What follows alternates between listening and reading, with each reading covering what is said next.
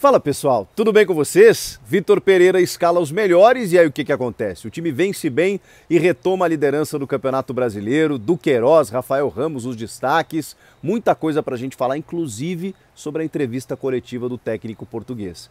Chega mais, eu sou o Chico Garcia, inscreva-se no canal e vamos juntos!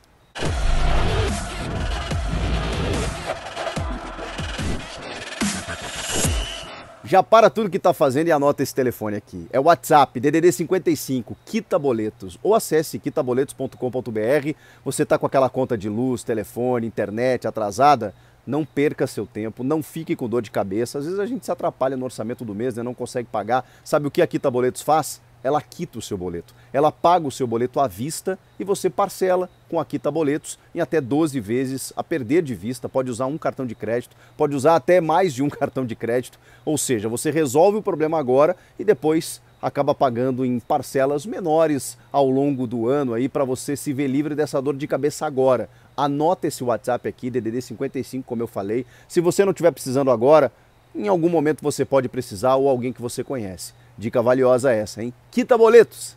Bom, pessoal, como vocês podem ver, eu não estou no meu cenário habitual, eu estou descansando aqui nesse final de semana, mas aproveitei para ver o jogo do Corinthians, claro, contra o Juventude, vitória por 2-0, e vim aqui conversar com vocês, porque foi um jogo em que algumas coisas aconteceram, algumas novidades aconteceram. O Vitor Pereira talvez não, né? A gente sabe, botou a mão na consciência.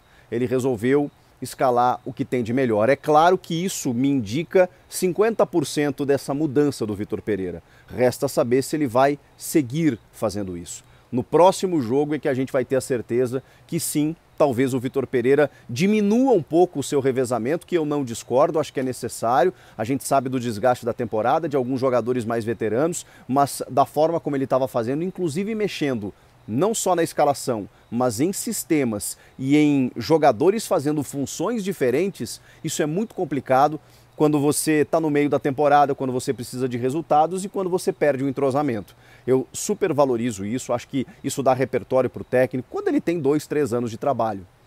Porque aí você já sabe com quem contar, você pode fazer uma improvisação, que você já sabe que o jogador dá conta naquela função. Quando você começa a fazer testes no meio da temporada, e era o que ele estava fazendo aparentemente, você corre riscos. Enquanto ele estava ganhando, era líder do brasileiro, classificado nas competições, óbvio que estava tudo bem, porque o resultado ainda é o mais importante, embora algumas pessoas digam que não, mas é óbvio, o resultado é que permeia o trabalho, mas é claro que eu também concordo que o desempenho te leva ao resultado, a consistência, e do jeito que a coisa estava acontecendo, estava muito aleatória. Então o Vitor Pereira precisava entender que ele tinha que simplificar, e foi o que ele fez.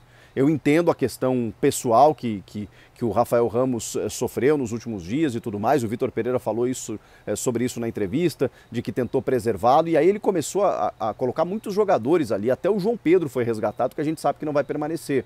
E o Mantuan, que ele se apaixonou de ala, mas que acabava deixando alguns buracos na defesa, porque não é a função dele. E aí o Robson Bambu, que fazia muitas vezes aquela função pelo lado direito, acabava falhando, enfim, isso acabou prejudicando o time em alguns momentos. Dessa vez não, Rafael Ramos na lateral direita, dupla de zaga, Raul, Gustavo e Gil, lateral esquerdo, Fábio Santos, ou seja, uma linha de 4 muito bem desenhada e muito bem estabelecida. O que aconteceu? O time pouco sofreu, Rafael Ramos conseguiu inclusive dar uma assistência, fez desarmes, foi à frente, foi o melhor jogo dele com a camisa do time.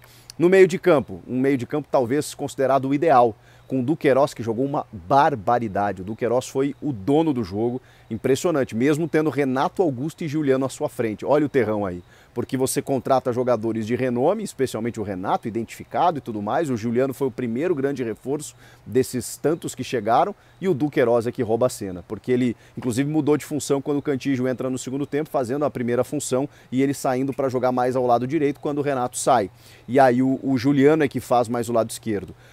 O Renato também voltando a fazer a função que ele sempre fez, porque em determinado momento o Vitor Pereira colocava o Renato muito pelo lado direito e ele não joga dessa forma. Ele ficava com o corpo torto cada vez que dominava a bola, porque ele já tinha que encaixar para um arremate ou para um passe e ele tinha que usar a perna esquerda para isso. Umas peculiaridades, detalhes que fazem com que o jogador não renda aquilo que a gente espera. Quando ele joga na esquerda, ele já enquadra o corpo para encaixar o seu jogo por dentro. Então ele já vem inclinado da esquerda para o centro para fazer o arremate, que ele até não fez, mas está faltando isso do Renato.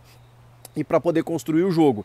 O primeiro tempo ele foi muito bom, realmente ainda não é o Renato que a gente conhece, mas já foi um jogo muito mais assertivo do Renato, com passes. Também é verdade que ele teve mais espaço do que jogos anteriores. Então, como o Juventude ofereceu esse espaço ao Renato Augusto, ele brilhou no primeiro tempo, especialmente. Depois, no segundo, aquela queda física natural e acabou sendo substituído. O Juliano também, um jogador que aos poucos vai se firmando, também fez um jogo muito melhor do que nos anteriores, especialmente contra o Cuiabá, que a gente nem cita aqui, que todo mundo foi mal, mas o meio de campo funcionou, especialmente, como eu disse, no primeiro tempo. O William é um caso à parte, né? Porque o William, ele ainda tem muito poucos gols, ele ainda tem um número baixo de assistências, a galera pega no pé pelos números, mas é um jogador extremamente diferenciado, gente. Quando o William pega na bola, a gente sabe que alguma coisa vai acontecer.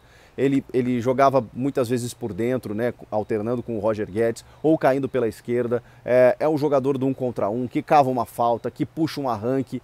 Esse jogador não é todo o time que possui, mesmo que ele não consiga, e aí eu concordo com a crítica de que ele não conseguiu ainda entregar o que a gente esperava dele, que é muitos gols, muitas assistências, sendo decisivo o tempo inteiro, como ele foi naquela primeira rodada contra o Botafogo. Eu sei, a gente espera que ele faça isso todos os jogos, mas quando ele não faz, ele é um cara muito envolvido, né, cara? Ele busca a bola, ele recompõe, ele volta para marcar, ele arranca, ele tenta, ele chuta, ele passa. Eu acho que a crítica ela tem que ser ponderada, né? Eu tô falando isso porque eu vejo muita gente batendo nos números do William. E eu acho que os números eles dizem uma parte da coisa. Eles não representam o todo. Enfim, acho que o William fez um bom jogo mais uma vez. O Adson, cara, o Adson tá crescendo muito nesse setor do campo, né? Em que ele sai da direita para o centro. Tanto que fez o primeiro gol, atacando o espaço, entrando na área. Ele está com cada vez mais confiança, mais personalidade, é mais um menino do terrão estabelecido e que coisa, né? A base do Corinthians, ela vem resolvendo para o time, como foi no segundo tempo com a entrada do Mantuan, que estava precisando desse gol, né? O Mantuan é um cara que se doa muito para o time, não começou hoje como titular, joga de ala, joga de meia, joga de centroavante, joga de ponta, joga de onde botarem ele joga.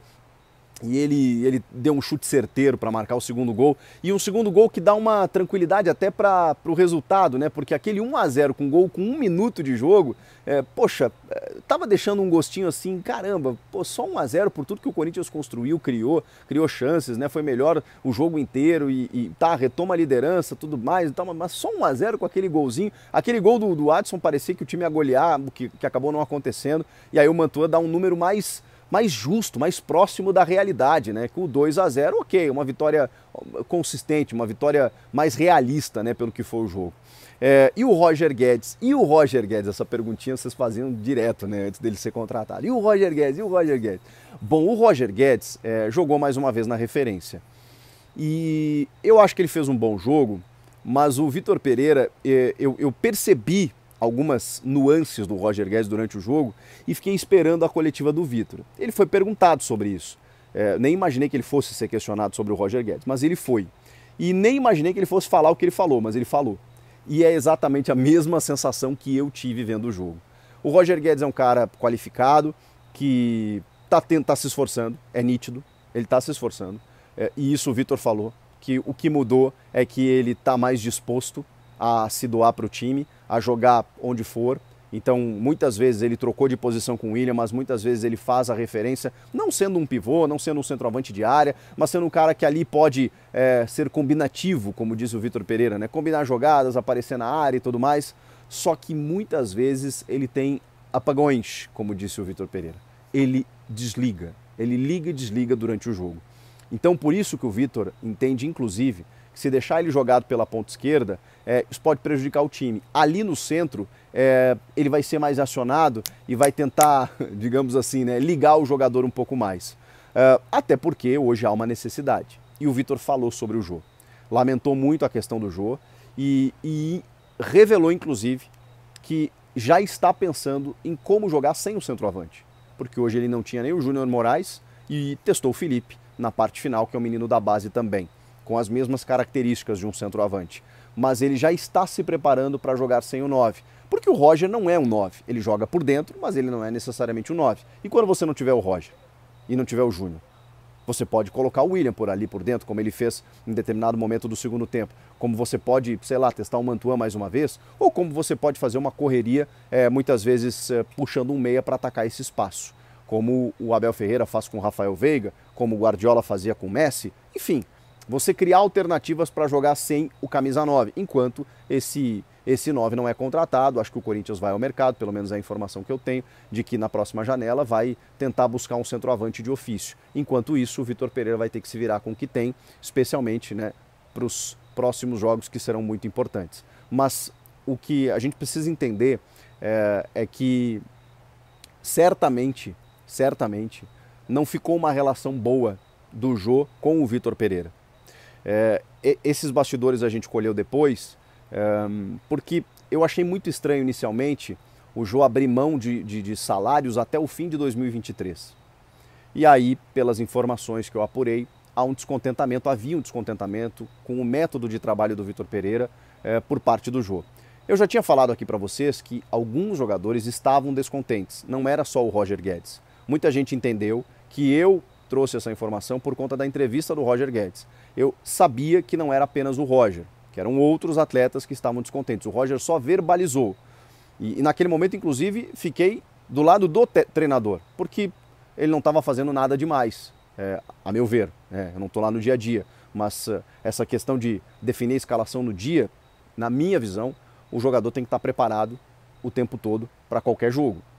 Ele sendo escalado, ou ele ficando no banco, ou ele entrando no segundo tempo. E muitos jogadores não concordavam com isso. Fora outras questões. Então o Jô, sei lá, talvez pelo que aconteceu, né, pelo episódio de indisciplina, sabendo que talvez houvesse uma punição, uma rescisão, ele se antecipou. Foi isso que aconteceu. E o próprio Vitor falou isso. Quando algo se torna repetitivo, torna-se um padrão. E isso nós não podemos permitir. Então, quando a gente percebe a notícia de que foi uma iniciativa do atleta e uma decisão aparentemente unilateral, acatada apenas pelo clube, não. É uma decisão que partiria do clube também, em que o jogador apenas se antecipou porque sabia que realmente não iria ter mais clima, condições para seguir jogando. Mas enfim, abri esse parênteses, já fechei, mas para trazer essa questão do Jô, porque tem a ver com a parte do centroavante, falando do Roger Guedes, e o objetivo aqui é falar do jogo, mas achei importante trazer esse bastidor aqui para vocês. Mais algo a acrescentar? Acho que o Corinthians fez um bom jogo, um jogo de estabilidade, não sofreu na partida. É claro que o Juventude está sofrendo muito durante o ano, está enfrentando muitas dificuldades e a gente coloca todo esse desconto. Agora, era importante vencer até pela imagem deixada no jogo contra o Cuiabá e retomar a liderança, né? Pelo menos momentaneamente. É claro que o Palmeiras pode retomá-la ainda na parte do domingo. E aí, o que vocês acharam de tudo isso? Comenta aqui, inscreva-se no canal, eu volto na próxima. Tchau!